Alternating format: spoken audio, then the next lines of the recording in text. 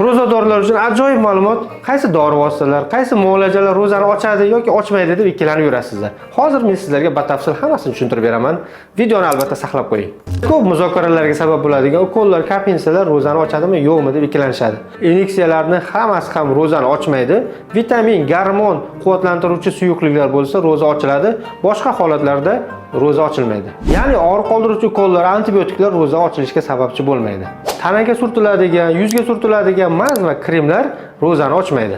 Quloq og'riganda quloqqa har xil dori vositalarini tomizamiz. Agar quloq butun holatda bo'lsa, ro'za ochilmaydi. Agar quloq pardamiz teshik bo'lsa, ro'za ochiladi. Chunki quloq pardasi teshik bo'lsa, dori vositalari quloqdan kirib, tomoqqa tushish sababchi bo'ladi. Ro'zadorlarga tomoq burun yuvdirish tavsiya qilinmaydi, chunki ro'za ochilishiga sababchi bo'lib qolishi mumkin.